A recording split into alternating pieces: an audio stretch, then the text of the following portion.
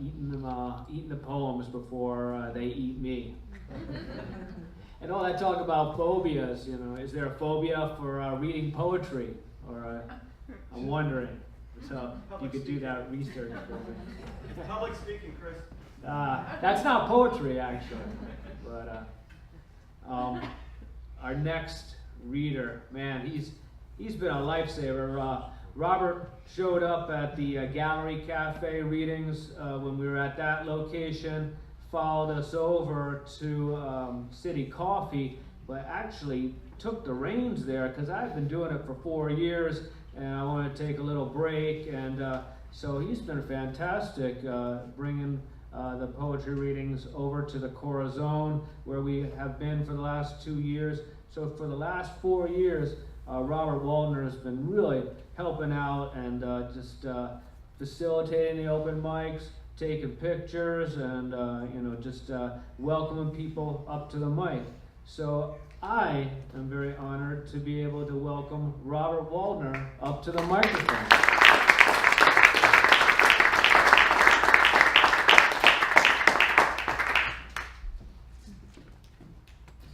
Thank you, Chris. I would like to request that all applause is held to the end. I've got 5 poems here that I've written over the last 5 or 6 years, and they will take all of 5 minutes. So, Tuesday evening ride home.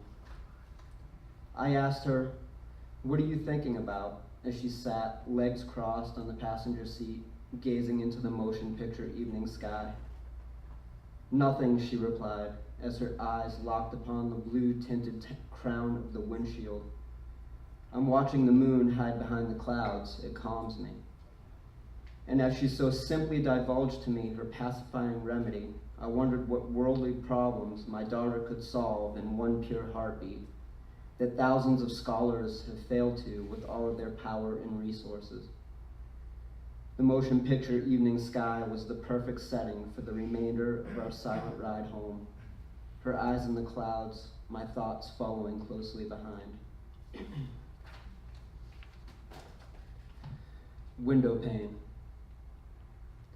The rain blankets the panes of the windows to her soul.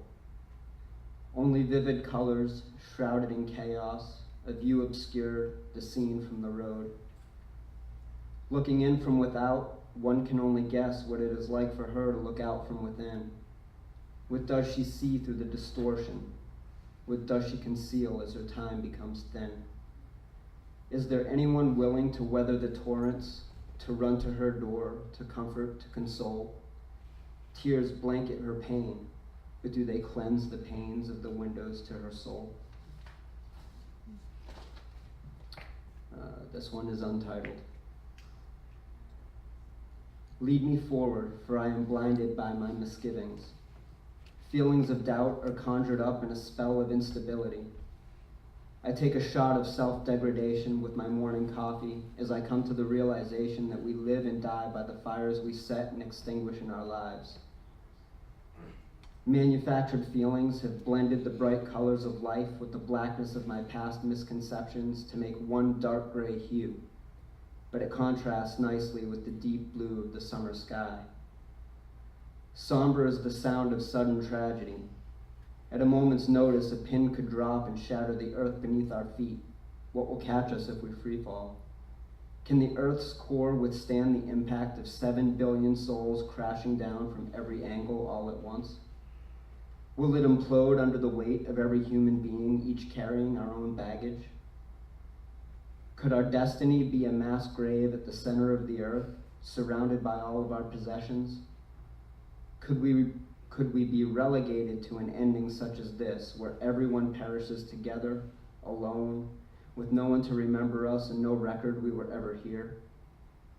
Will legacies be erased and every tradition ever thought to be meaningful and worthwhile cast into nothingness? Could our entire world be hurled into blackness? Will nullity be born of the overexertion of all things human, leaving all species who reside here with us to suffer the same fate? Or is my clouded faith driving my burdened thoughts again? Sepia. Dog-eared corners and brittle borders adorn a crease-laden photograph, a moment salvaged from the depths of history. Clinging to life in its worn and fragile state, a vintage, bleached-out smile symbolizes more colors than the brightest rainbow. A young woman's lucid contentment resides in the faded shadows of a time-rattled paper image. I embrace the dominant sepia tone that enhances the iconic beauty of a woman soaking in the sun on a New England summer day. It was born a sharp black and aged through decades into a reddish brown. Sepia knows the world in the photograph in a matriarchal way. I no longer see it as a disposable tone. I no longer reserve it for the things in life which require renovation. Instead, I see sepia as the soft complement to a young lady's gleaming smile, and the cool shade of a young oak now grown into a majestic monument to the living.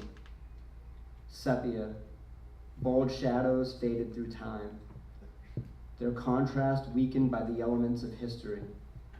A timeless charm like the furrowed smile of a woman who has lived far beyond the chronology of her age. Sepia, the color of a world that I will only know through photos such as this, a lasting testament to my grandmother's grace and beauty. And I will close out with artistic healing. Let us take the art of healing and make it our collective passion. We should write powerful words and paint with the boldest colors to impart compassion. Let us rise above the rioting among the dead in misguided vengeance of the blood that they have shed. Change, I fear, will never come if so many remain blind to the damage that's been done. We've let our arrogance and anger take the lead. We've heeded the callings of hatred and greed. It is time to organize a positive shift in our direction. Let us gather all artists to lead a change in our world's complexion.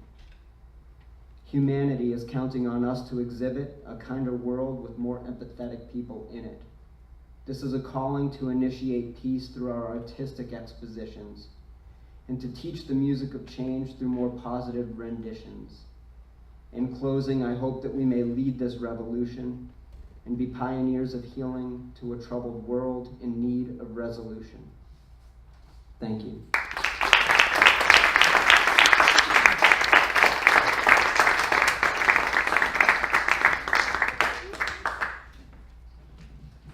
Another round of applause for Robert Waldner.